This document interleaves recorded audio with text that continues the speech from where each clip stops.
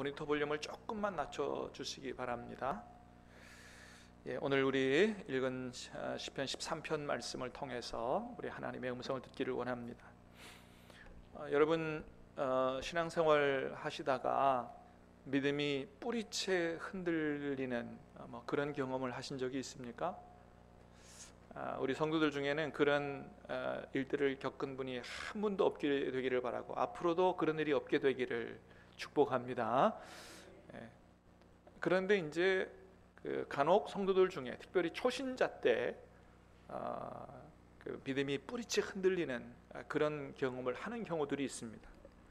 내가 감당하기 어려운 큰 어려움을 만날 때, 또 그럴 때거나 그 어려움을 만날 때 하나님 앞에 내가 간절히 부르짖어 기도했는데도 불구하고 하나님께서 응답해 주시지 않을 때, 하나님이 길게 침묵하실 때, 그때 믿음이 막 흔들리는 경험을 하는 분들이 간혹 있습니다.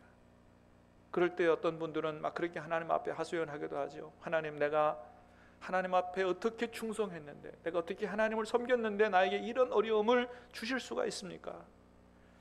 하나님, 내가 이렇게까지 기도하고 금식하면서 기도했는데 어떻게 이렇게 나에게 응답을 안 해주십니까? 믿음이 뿌리째 흔들리는 경우는 그런 생각을 하기도 합니다. 정말 하나님이 안 계신 것은 아닌가, 그런 생각이 들 때도 아마 있을 겁니다. 여러분, 오늘 말씀을 보면 다윗도 그런 경험을 한 적이 있는 것 같습니다. 자, 여러분 1절 2절을 우리 다시 한번 읽어보겠습니다. 시작. 여호와여, 어느 때까지니까 나를 영원히 잊으시나이까? 주의 얼굴을 나에게서 어느 때까지 숨기시겠나이까? 나의 영혼이 번민하고 종일토록 마음에 근심하기를 어느 때까지 하오며 자랑하기를 어느 때까지 하리까? 아멘. 여러분 1절 2절에 지금 다윗이 큰 어려움을 겪으면서 하나님 앞에 기도하는데 어떻게 그 좀 마음이 좀, 다윗의 심정이 좀 느껴지시나요? 우리가 성경을 이렇게 제대로 읽으려면 진짜 성령의 감화 감동하심 가운데 그 마음들이 좀 느껴져야 되거든요. 여러분, 오늘 다윗이 기도하는데 보면 하나님 어느 때까지니까, 이런 이야기를 지금 1절 2절에서 몇 번 하고 있냐 하면 4번이나 하고 있어요. 그죠? 여호와여, 어느 때까지니까, 어느 때까지 주의 얼굴을 나에게서 숨기시겠나이까? 내 영혼이 번민하고 종일토록 마음에 근심하기를 어느 때까지 하오며 원수가 나를 치며 자랑하기를 어느 때까지 하리까? 왜 하나님, 내가 그렇게 기도를 해도 하나님이 내게 응답을 안 해주시느냐고. 여러분, 그래요. 다윗이 이렇게까지 하나님 앞에 기도하는데도 불구하고 지금 하나님의 응답이 없다고 하는 거예요. 하나님이 침묵하신다는 거죠. 우리가 어제 화요일 아침에 다윗이 기도했던 말씀을 들었는데, 그때는 하나님께서 곧바로 응답을 해주셨어요. 블레셋 땅에 있다가 사울이 죽자, 하나님, 내가 유다 성읍으로 올라가리까?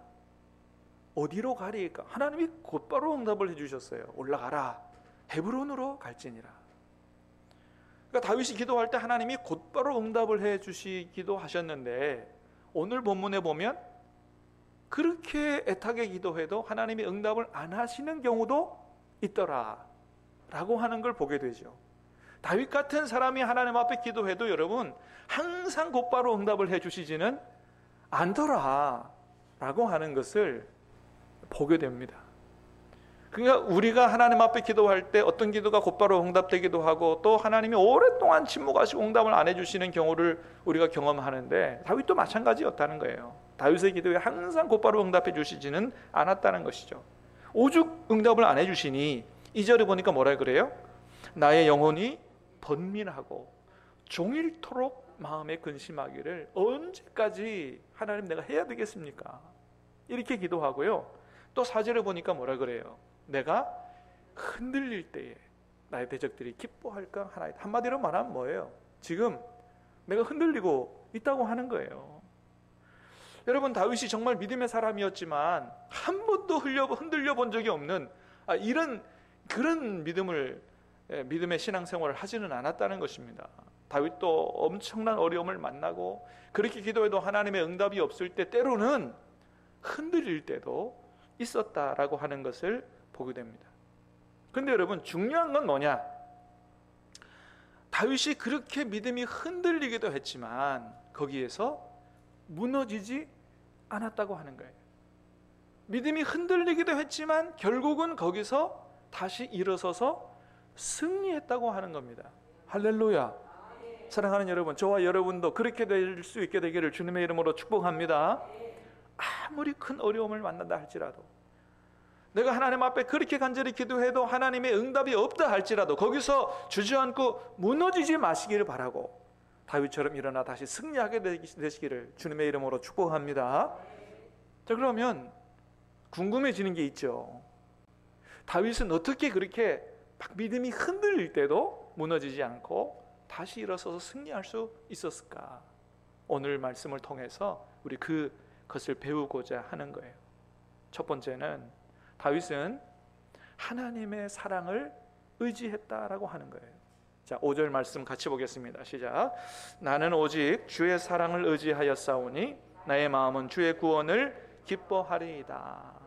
자, 뭘 오직 의지했다고요? 오직 주의 사랑을 의지하였사오니. 그렇습니다. 지금 다윗의 기도에 하나님의 응답이 없어요. 그러니까 어떤 하나님의 도움의 손길도 나타나지 않아요.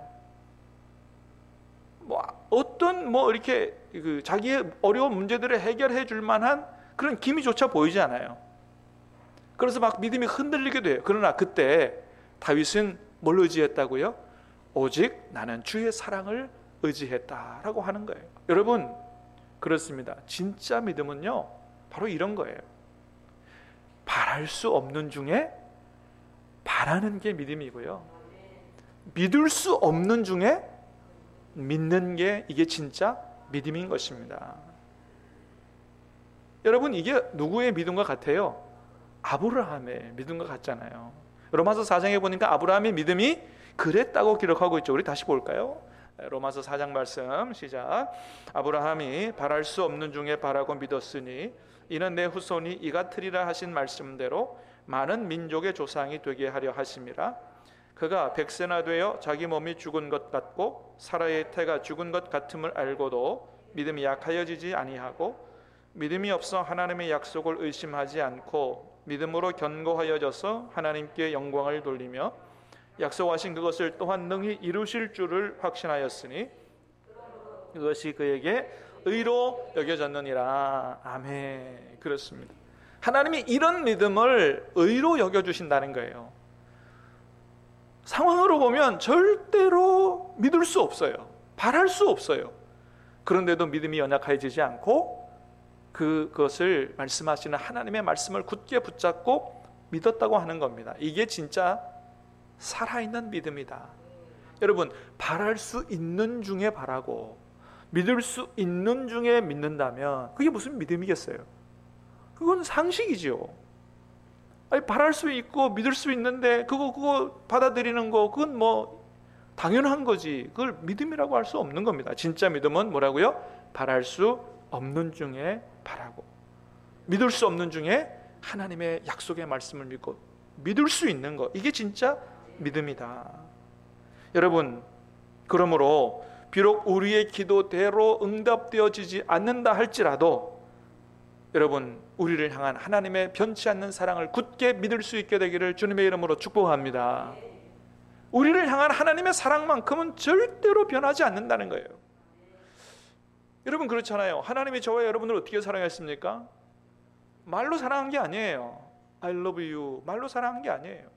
하나님께서 우리를 얼마나 사랑하시는지를 표를 보여주셨다. 그 표가 뭐예요? 십자가다. 십자가가 무슨 나무 쪼가리가 아니고 무슨 금으로 치장한 단순히 먹거리가 아니라는 거죠. 하나님의 사랑하시는 아들을 인간의 몸을 입혀 이 땅에 보내시고 십자가에 달려 죽게 하신 표다 말이죠. 그래서 그것을 통해서 하나님이 저와 여러분을 얼마나 사랑하시는지를 확증하셨다. 자, 로마서 5장 8절 시작.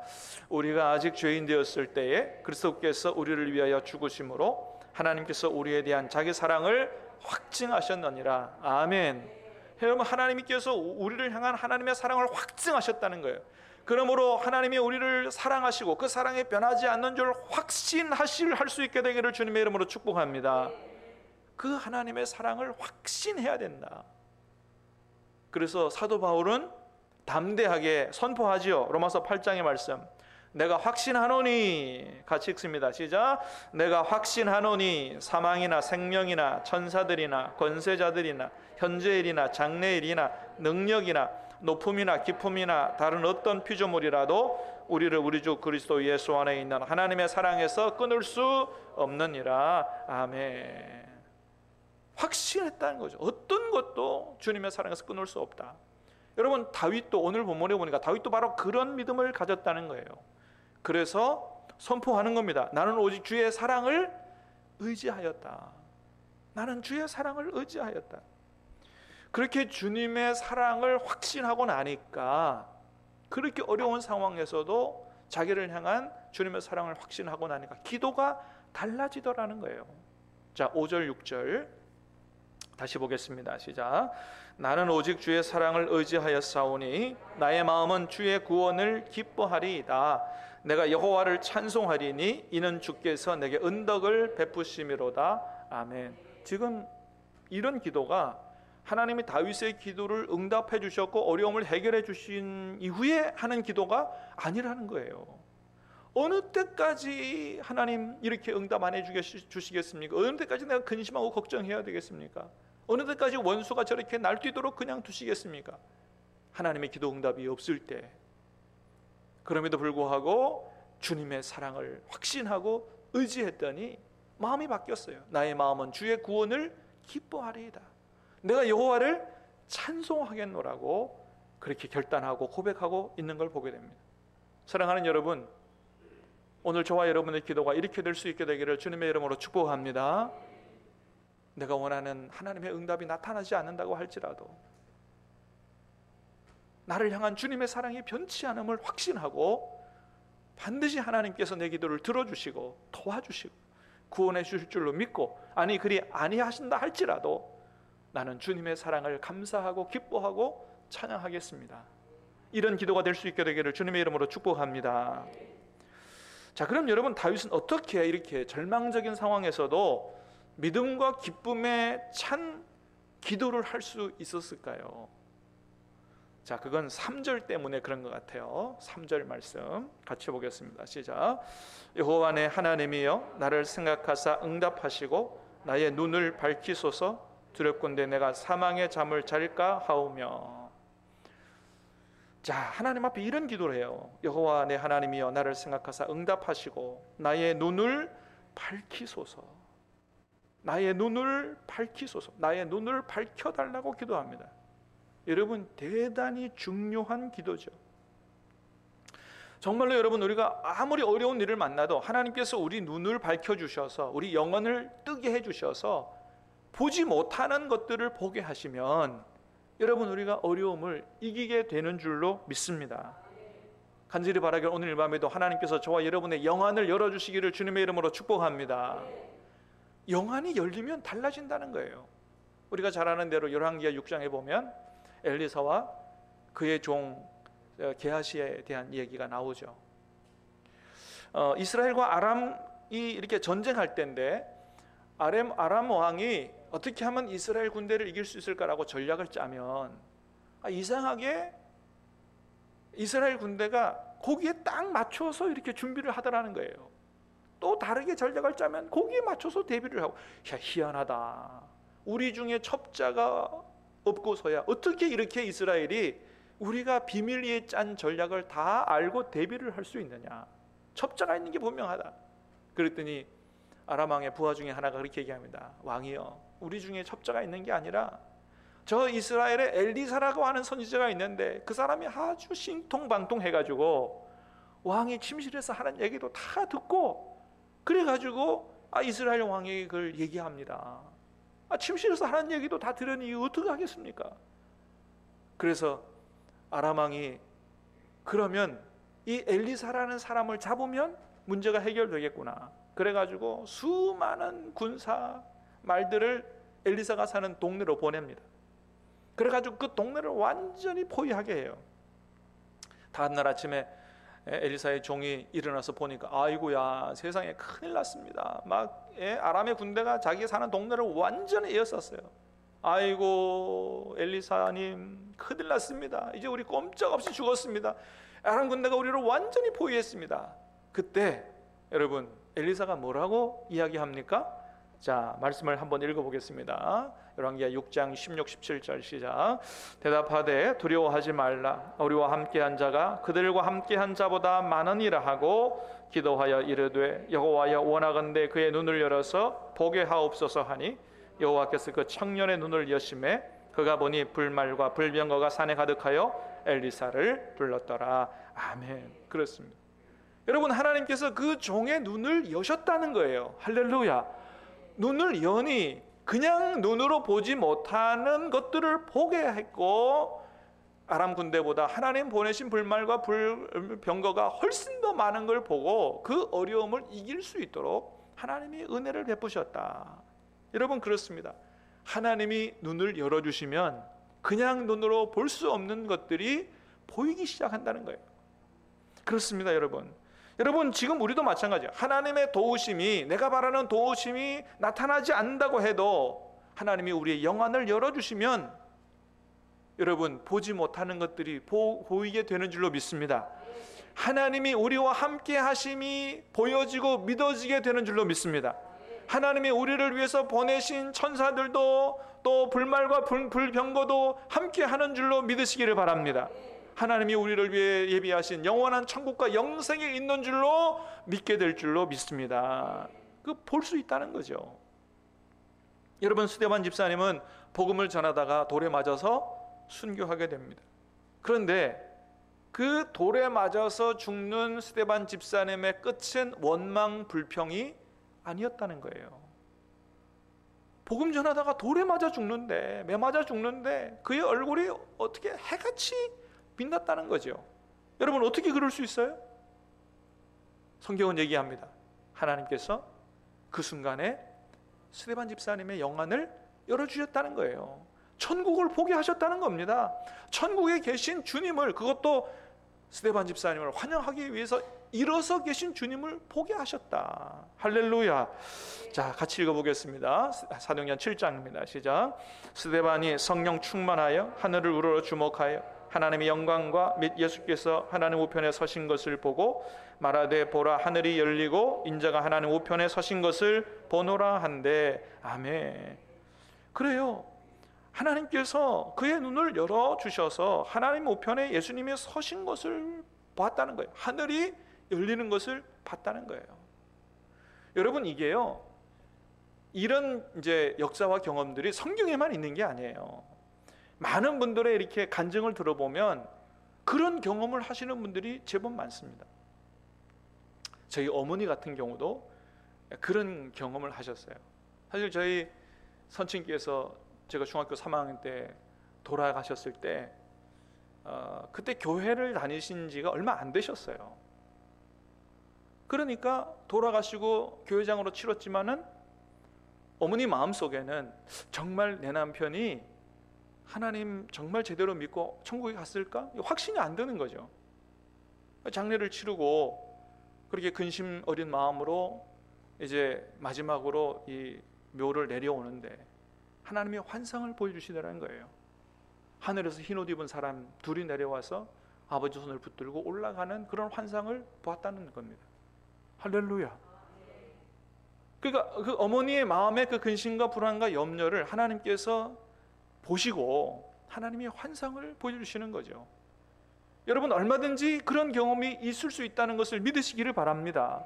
저도 여러분 옛날에도 간증했잖아요. 여기서 기도할 때 십자가에서 피가 흘러내리고 카페트가 살아있어 역사하는 그리스도 보혈로 펄펄 끓어 넘쳐서 강단으로 들어가는 그런 환상.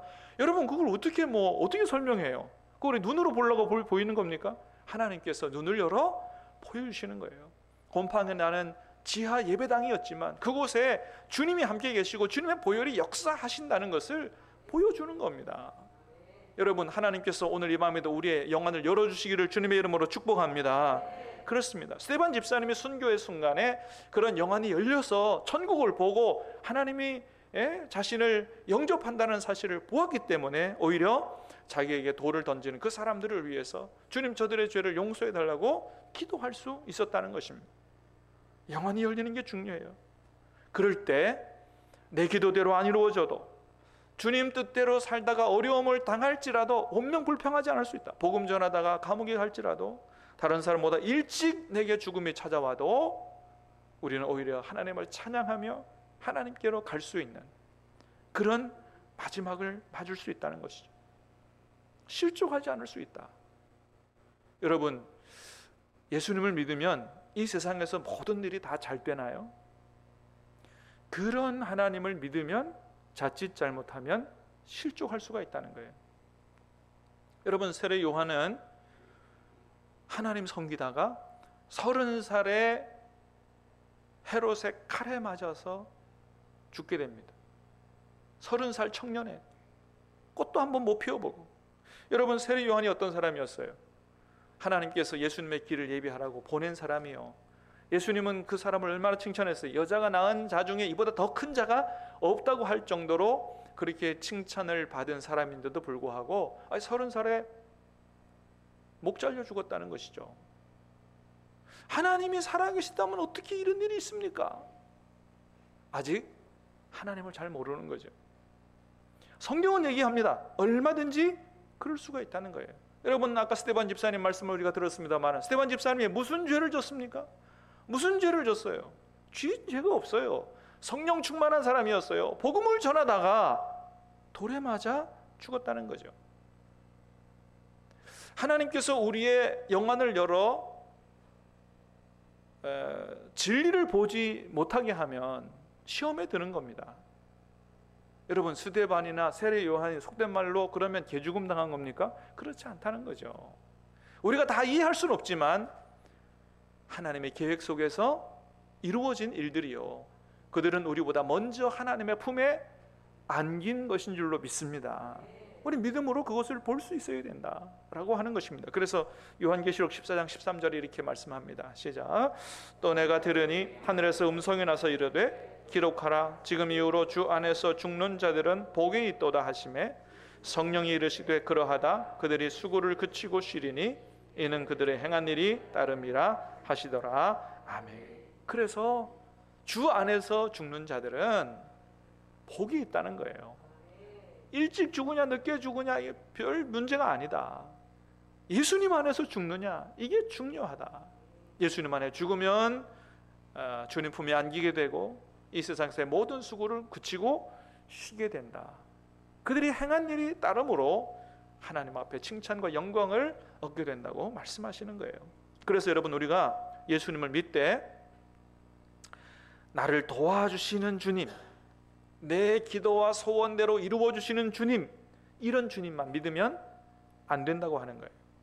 오늘 본문에서 보는 바와 같이 하나님은 얼마든지 우리 기도에 응답을 안 하실 수도 있고, 우리의 생각과 정반대 다르게 내가 열심히 주님을 섬기는데도 불구하고 내가 병을 얻을 수도 있고 내가 일찍 세상을 떠나게 될 수도 있다고 하는 사실이에요. 그러나 그럴 때 우리는 뭘 믿어야 돼요? 여전히 나를 향한 주님의 사랑은 변하지 않는다. 할렐루야. 그때에도 주님은 나와 함께 계심을 믿어야 하는 줄로 믿습니다. 주님의 사랑은 변하지 않고 나와 함께 계시는 주님은 변하지 않는다는 사실을 믿어야, 이게 진짜 믿음이다. 여러분, 우리가 잘 아는 것처럼 다니엘에게 세 친구가 있었어요. 사드락, 메삭과 아벳느고. 느부갓네살이 어느 날 큰 금신상을 만들어 놓고 거기에 모든 사람들 다 절하라 그럽니다. 절하지 않으면 풀무불에 다 던져 넣겠다. 아주 어명을 발표했죠. 다 거기에 절합니다. 낙성식 때 다 절하는데 이 세 친구 절을 안 하는 거예요. 협박을 해도 절을 안 하고 회유를 해도 절을 안 하고 안 하는 거예요. 그래서 정말 마지막으로 절 안 하면 풀무불 7배나 더 뜨겁게 다 집어넣겠다, 그렇게 했어요. 그런데도 절 안 하면서 이런 얘기를 하지요. 같이 읽어보겠습니다. 다니엘 3장입니다. 시작. 사드락과 메삭과 아벳느고가 왕에게 대답하여 이르되 느부갓네살이여, 우리가 이 일에 대하여 왕에게 대답할 필요가 없나이다. 왕이여, 우리가 섬기는 하나님이 계시다면 우리를 맹렬히 타는 풀무불 가운데에서 능히 건져내시겠고 왕의 손에서도 건져내시리이다.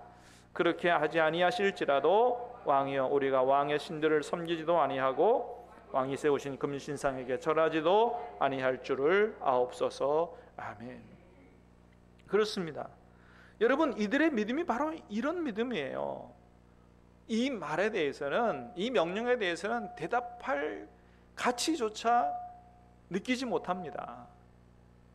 하나님이 살아계셔서 풀무불에 던져도 우리를 건져내시겠고, 할렐루야, 하나님, 전능하신 하나님을 믿었어요. 근데 그들의 믿음이 거기서 끝나는 게 아니고, 그리 아니하실지라도 우리는 하나님을 향한 믿음을 버릴 수 없고 금신상에게 절할 수 없다고 이야기합니다.